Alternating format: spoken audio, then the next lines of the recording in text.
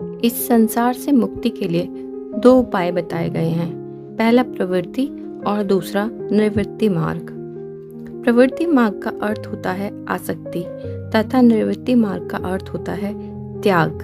प्रवृत्ति मार्ग वाले कहते हैं कि भोगों द्वारा ही मुक्ति संभव है। जब तक आप अपने पूर्व में किए हुए कर्मों के कारण यह जो जीवन प्राप्त हुआ है उसके सभी कर्मों का भोग नहीं कर लेते, तब तक मुक्ति मिलना संभव नहीं। आत्मज्ञानी भी अपने पूर्व किए गए कर्मों का भोग करता है। जो इन कर्मों को भोगने से मना कर देता है और संसार को छोड़ देता है, त्याग कर देता है, यह उसका अहंकार कहलाता है। यह प्रकृति के नियमों का उल्लंघन करना है। हठ योगी हठ पूर्वक अपने इंद्रियों को रोक लेते हैं, किंतु उनके भीतर भी प्रवृत्ति बनी रहती है। प्रवृत्ति मार्ग को मानने वाले यह भी कहते हैं कि जिससे मुक्त होना है उसका पूर्ण रूप से उपभोग करें, जिससे उसके प्रति आपकी अप्रीति हो जाए और फिर तुम्हें उससे मुक्ति प्राप्त हो जाएगी।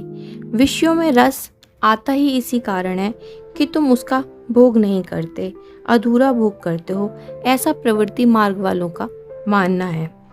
किंतु निवृत्ति मार्ग वाले लोग कहते हैं कि भोगों द्वारा कभी वासनाएं समाप्त नहीं होती। उनका आकर्षण जितना भोगें उतना और बढ़ता है। कामनाएं कभी पूरी नहीं होती। यदि एक इच्छा पूर्ण होती है तो दूसरी इच्छा जागृत हो जाती है। इस प्रकार अनेकों इच्छाएं हैं।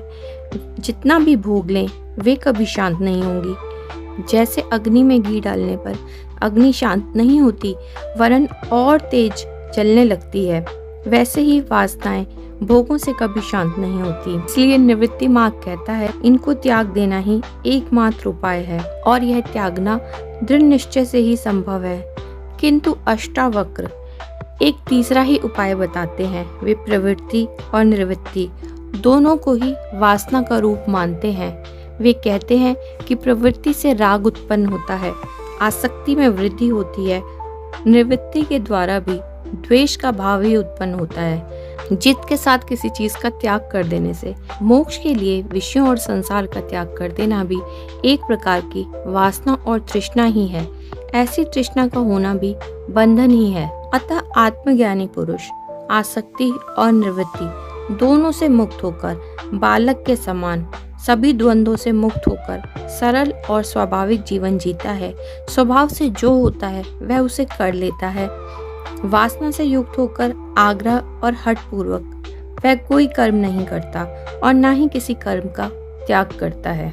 जो संसार को दुखों का कारण मानकर इस संसार को त्याग देते हैं उनके दुख भी कभी समाप्त नहीं होते, क्योंकि वासना और असंतुष्टि संसार में नहीं वरन इंसान के शरीर और मन में रहती है। इन दुखों से बचने के लिए कोई मनुष्य वन में भी चला जाए तो वहां पर भी वह बेचैन ही बना रहेगा। इस तरह से ऐसे मनुष्य के लिए यदि संसार में दुख है तो संन्यास में भी दुख ही है, क्योंकि उसके भीतर तृष्णा अभी भी विद्यमान है। दुखों से निवारण का मात्र एक उपाय है, राग और विराग दोनों में से किसी को महत्व ना दे, यही मोक्ष का उपाय है। जिस मनुष्य को यह कला आ गई वह संसार में रहकर भी दुखी नहीं, और जिसने इस बात को नहीं समझा वह हिमालय पर जाकर भी दुखी ही रहेगा, क्योंकि संसार के किसी पदार्थ में सुख दुख नहीं होता। सुख दुख मन की स्थिति पर निर्भर करता है। जिसका विषयों में राग है, जिसके मन में वासना है, वही उनके प्राप्त न होने पर दुखी हो जाता है। ज्ञानी में न ममता होती है न अहंकार होता है। यहाँ पर अहंकार शब्द को मैं समझें और ममता से आप मेरेपन की भावना का अर्थ निकालें। ज्ञानी में मैं का भाव समाप्त हो चुका है। वह स्वयं को कभी शरीर नहीं मानता। यहाँ पर शरीर से तात्पर्य स्थूल, सूक्ष्म और कारण शरीर से है। ज्ञानी इन तीनों शरीरों से ऊपर उठ जाता है। वह मोक्ष की कामना भी नहीं रखता, क्योंकि मोक्ष की कामना को भी वह बंधन समझता है। मोक्ष को वस्तु मानने वाला भी सांसारिक मनुष्य के समान दुखों को भोगता है। अष्टावक्र मुक्ति का एक ही मार्ग बताते हैं कि जितने भी संसार से संस्कार प्राप्त किए हैं उन सब को भूल जाओ यही मुक्ति का मार्ग है।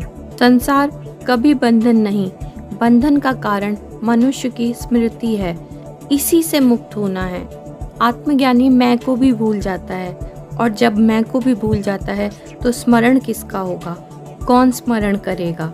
स्मरण करने के लिए भी दो की आवश्यकता है।